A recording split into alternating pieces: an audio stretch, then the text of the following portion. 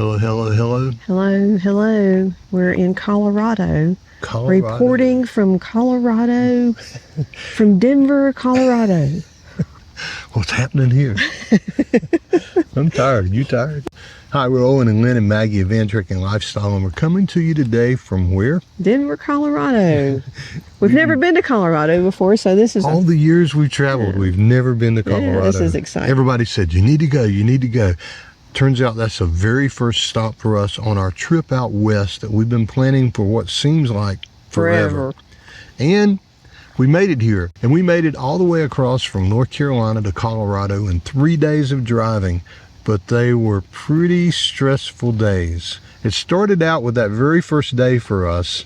We'd only driven about an hour and a half into Tennessee. Yeah, you know how kind of like you go through your mind on, okay, all the things I packed, what did I forget? Well, we forgot something big. Well, the trip has begun. We're having a great time. We've made it about an hour and 10 minutes into the trip, and Lynn just asked me this. What? How was your cue? Yeah, that was my cue to ask him if he got the shoes. We have a little ottoman thing that Maggie jumps up on the bed on, and we put all our shoes in it. And guess what? We forgot the ottoman. Major. It's like all of our hiking shoes.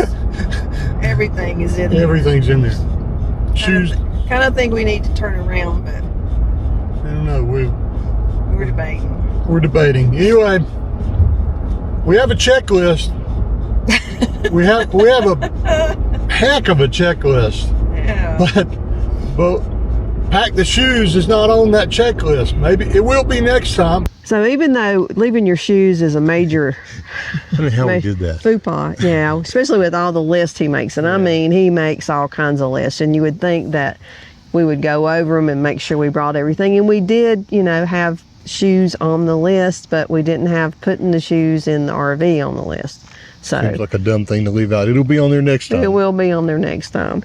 But we debated on, do we need to turn around? It was about an hour and a half in the trip. And we decided that losing 3 hours that first day, we didn't want to do that. And we can stop and buy, you know, extra tennis shoes and maybe a pair of hiking shoes. Yeah. A whole lot better than we can lose 3 hours. So that's what we decided to do. So we made a quick stop. And worked out really well. In fact, she bought the exact same pair of shoes she had purchased to bring on the trip. So you know you like them. Yeah.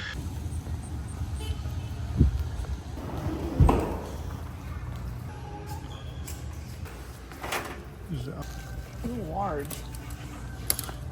And found some that are $10. A little big. She did find shoes that she's going to get her, just like the ones we just bought for this trip. And for me, I think for both of us, we're going to probably do a Walmart run to get some type of Croc or some kind of shoe we can wear in the showers, because we do use the shower in our RV, but we also very often will go to one of the campground showers. And those shoes we normally bring, well, you know where they are.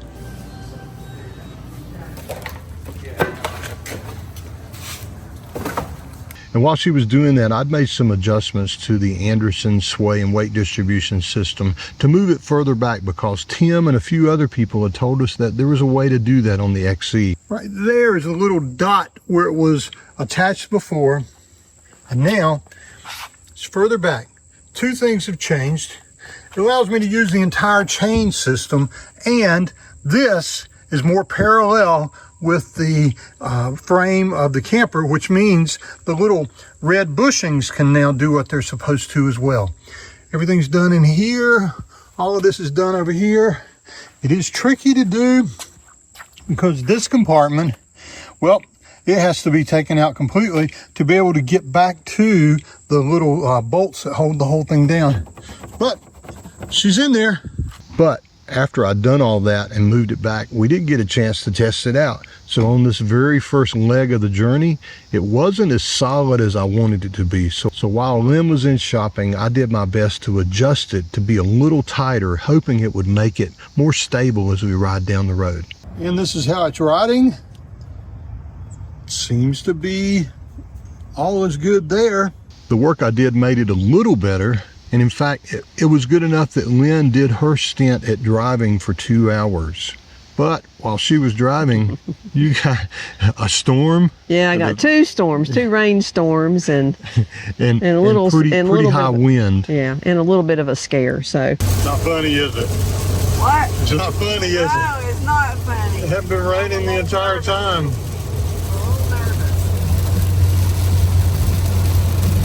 So Lynn took over driving for a while, and the weather got really, really bad, and I'm not sure what's going on with the sway control, because we're having quite a bit of sway. Even when I'm driving, I'm experiencing it too. So we were going to stop at that rest area there and do some more work on that, but we can't do that in the middle of the rain, so it looks like you're going to be driving for another 60 miles. Okay with that. I mean, that one time it really scared me really bad, but other than that, I'll slow down a lot. And I think I'm okay. It's teaching me as I'm driving, and I'm definitely not used to this as much as I should be. Probably by the end of this trip, I'll be better. So folks always ask us, how does this compare to being in a van? Probably not a good time to ask us. There's an 11-minute slowdown on I-40 in half a mile. It is. You're still on the fastest route. Okay, Google. It is a stressful thing when it's not dialed in, and we've yet to get this thing where it's dialed in, and I'm starting to wonder if we're going to. We're having some really strange conversations while we're driving. Turn around, stop and trade this for a van, stop and trade the truck for a 3/4 ton truck. Lots of conversations going on. Turn around and go back. Turn around and go home. Yeah, we've come a long way, so it'd be crazy to turn around, but I can't imagine having to wrestle it all the way across the United States. So those of you who said, hey guys, this is crazy, you're going to miss having a van, you were right. You're totally right. We miss it right about now for sure.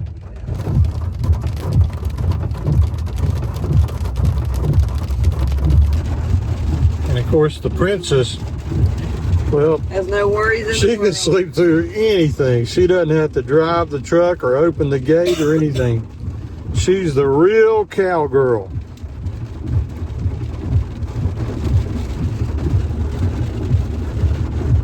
Precious Mag. Absolutely. You heard your name, didn't you? I'm sorry. Go back to sleep. So after it stopped raining, I tightened it up to about as tight as I can get it and decided we need to press on. We planned this trip for almost a year now, and we've made a lot of changes to how we travel and what we bring with us for this trip. So by golly, we're going on the trip. So we headed on. Our first stop ended up being a KOA in Benton, Illinois. And the reason was it was really, really hot that day and that night, and I felt like we needed a good night's sleep, and we felt like that was the best way to do that. We hoped that if she slept well that night, she would feel a little better the next day. And you know what? It was like, it was cheaper than staying at the Love's travel stop that we could have also chosen. Day 2 of our road trip. Today is about 7 hours of driving, and we're going through St. Louis right now, so that's what we're doing. Let's go. What have you got to say, Maggie? You get camera shy whenever I put the mic on you.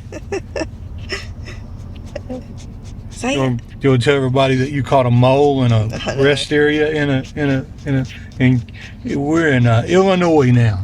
So, she caught a mole first. Maggie just caught a mole out there. She didn't eat it, but thank goodness. She would have. We haven't been there. I'm going to keep talking because whenever I quit talking, I got to start driving again. That's all right. Let's go. Let's go.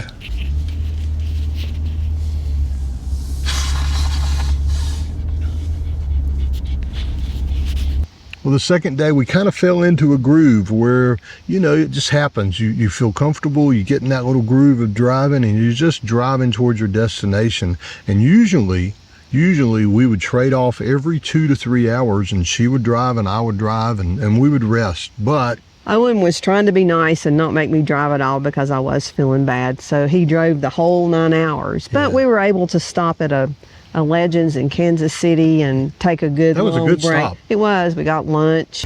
Well, we've been riding for about 6 hours today. We just made it through Kansas City, and I went over to Five Guys to get some takeout. We're going to sit in the Airstream for just a little bit. We walked around the little shopping mall. Maggie got to go with us, so and Owen kind of. I got to rest. Yeah, he got to rest. And we probably spent an hour and a half there. Yeah. So we were ready to get out of there, and we hit the road again. And I just kind of buckled down and drove on towards the west. And we made it. Our next stop was a Cracker Barrel. And that stop was just uneventful. Yeah. We went in and ate. It wasn't the best meal, wasn't the worst meal, but we feel like we need to stop and eat when we go in and stay at a Cracker Barrel. We did wake up beside of another Echo the next morning, and that kind of hit us and made us wonder, wow, is that a sign? Should we be in an Echo too? But we're in our Airstream, and we love being in our Airstream. Our last day was another long day, and I actually got to sleep a lot, which made me feel a whole lot better. And Owen drove about 9 hours that day. 9 or 10 hours.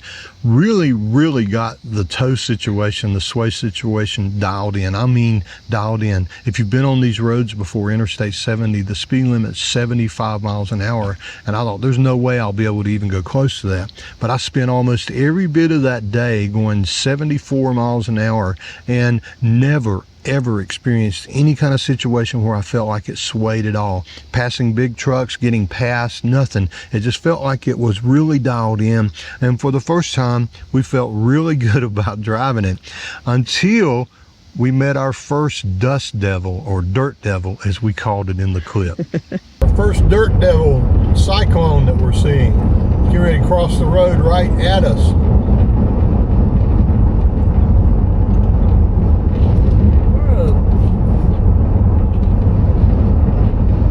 Now you know what a dirt devil is? Yeah, I guess I thought it was an animal. No. Doesn't show on the film, but that really moved us over about half a lane into the other lane. And it was a scary situation, you know. I think when I first told you there was a dust devil out there, you first thought it wasn't. I thought I was looking for some kind of animal. I didn't know what he was talking about. You know, but it was our first time experiencing it. And who would have thought that it would just pass right over our windshield and push us like that? But you know what? Even though it pushed us, we didn't have one single sway issue with the RV. It didn't even move. So I think the sway issues with pulling the Basecamp with the Tundra, I think those days are behind us. And it was another long day of me driving. Finally, after another 8 to 9 hours of, and if you've been on these roads, you know, you can see for 20 miles out this way and you can see from 20 miles out to the side. It's beautiful. It is beautiful. But it, you know, you just don't feel like you're making any progress. But finally we saw the Rocky Mountains for the first time. Yeah. And that's our first destination that we're going to inside of the national parks here. But before we did that, we had decided that we needed to rest. So we booked a state park. Boyd Lake State Park. Okay, here's your 2 passes, your credit card and a receipt. And the campground's around the corner to the stop sign, turn right. I think we're on the very end. I think we are. Are we backing in? I think it's a pull-through silo. No, it's 56. 58 right there. 58 is right there. Here's our site. It's got a great view. We chose it because of that. And then here we go. If you know us, then you know Maggie needs to go check out the campground and check out everything. And you know, we do too. It's hot as a mother here though. It's 88 degrees right now at 5 o'clock in the evening. I feel like that WKRP in Cincinnati thing with God as my witness, I thought turkeys could fly. And with God as my witness, I thought if you're a mile high, it would be cooler, you know, like we didn't bring very many shorts. So lesson learned, check the weather. I thought it was going to be cold. It is cooler in Estes Park, but that's not where we are. So apparently that elevation gain makes a huge difference. But I'm supposed to be tired after driving for 3 straight days. Maybe I'm running on adrenaline. I don't know. But we're here, and we're just gonna make the best of it, you know. Should have brought a kayak. I know. Yeah.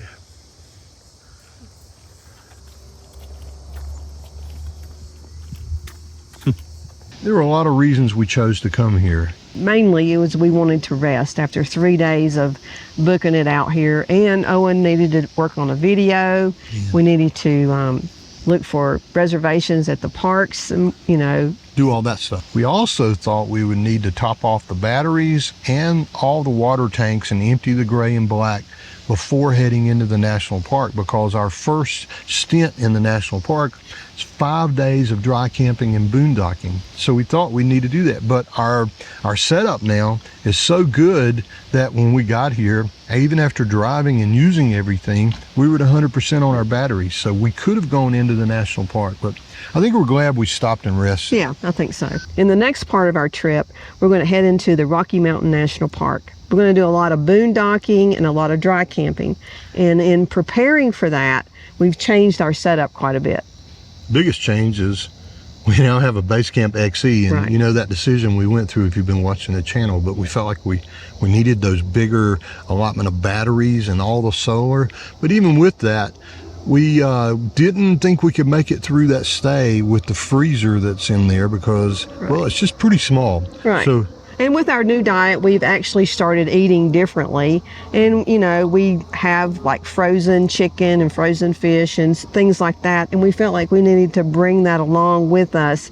So we purchased a freezer. yeah. The last video we showed you using that, it was with a Blue Eddy that we already had, but we went out on our own and bought one that was a little smaller. It didn't have any kind of battery setup, and to keep that thing powered and to also help us power other things when we're dry camping, we also bought a Jackery at Costco with a little solar panel, and I'm sure you'll see us using that as we go. There were a lot of things we did to prepare. One of the biggest things was packing for where we're going to be going. You know, usually we go on a trip and, you know, you're going into one season, so you're going to pack everything you need to go to the beach or everything you need to go to the mountains to go hiking. But we're literally going to be summer and then a little bit of fall and then a lot of winter and then a little bit of spring on this trip as we go. Like today it's 88. Tomorrow the low will get down into the 40s when we go up on the mountain. So it's difficult. It took us a while to get ready for that. Yeah, but it did. We also added a little fire pit. Cute little fire pit. Cute little fire pit with a little propane tank, because you can't have, in a lot of places that we're going, you can't have campfires. Yeah. So we wanted to be able to still enjoy a fire. So we did purchase that. Our tables, rugs, chairs, you know, all those things. But we also brought our bikes. I don't know if we'll get to ride them or not, Yeah. but This will be a great place Yeah, to this ride is them. a great place right here to ride. So it has a great bike trail. And this week when we head into the national park, we'll have 5 nights of dry camping, and we're going to find out really quickly if all the preparations we've gone through are going to be successful. And we'll come back next week and we'll share that with you. Hope you'll be with us. We're glad you're part of our journey. We'll see you next week.